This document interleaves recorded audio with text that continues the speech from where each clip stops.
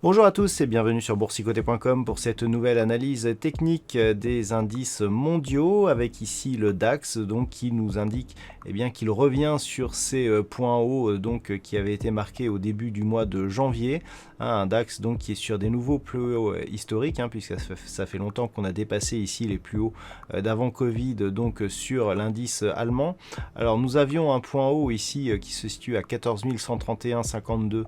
sur cette bougie et qui se situe à 14 114 points, donc on est légèrement inférieur ici au plus haut du mois de janvier, mais on revient ici à proximité de ces niveaux, donc clairement on confirme le fait que le DAX reste dans une dynamique haussière, rien que par le fait que d'un point de vue moyen terme ici on a validé cette zone des 13 460 points qui était précédemment résistance ici sur cette phase comme support au vu de ce contact, et donc le fait que l'on après ce changement de polarité que l'on revienne sur les plus hauts nous indique que nous sommes en passe de continuer sur ce mouvement haussier. Donc pour trouver de nouveaux objectifs de l'indice allemand, nous pouvons retracer les extensions de Fibonacci donc sur cette phase de consolidation, et la première extension nous donne ici un objectif à 14 638 points sur le DAX en cas de rupture ici de la zone des 14 131 points.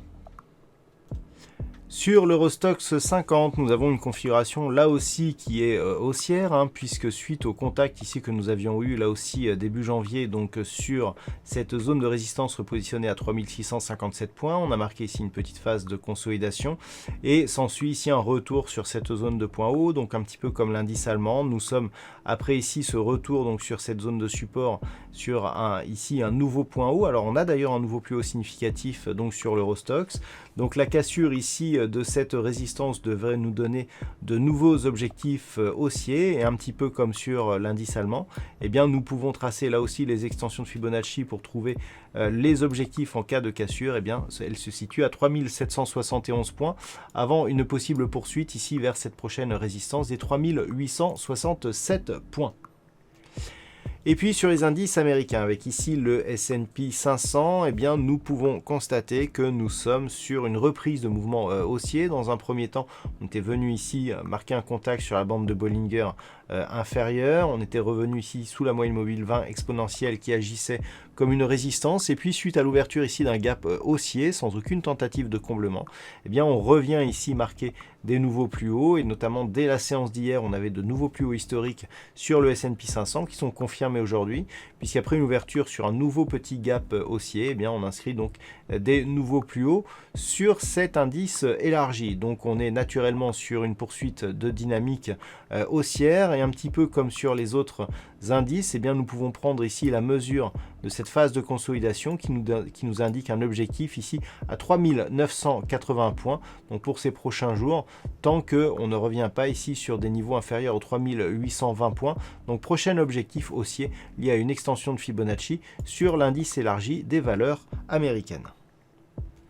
Et puis sur le Nasdaq, bien entendu, la configuration est similaire, puisque nous avons ici, après ce point haut ici, qui avait été donné d'ailleurs par une extension de Fibonacci, là aussi, puisque nous étions donc sur une configuration avec ici cette phase de consolidation, et donc suite à rupture, nous avions cet objectif qui était un objectif donc moyen terme. Nous pouvons constater ici que d'un point de vue un peu plus court terme,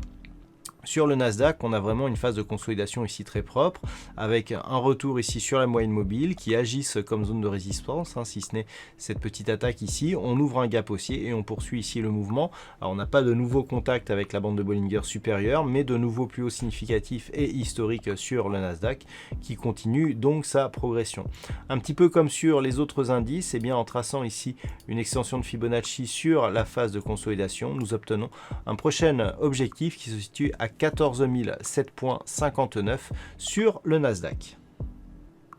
Et puis nous terminons cette analyse avec l'indice japonais qui revient sur ses plus hauts ici du début de l'année, avec notamment ces points hauts qui avaient été marqués ici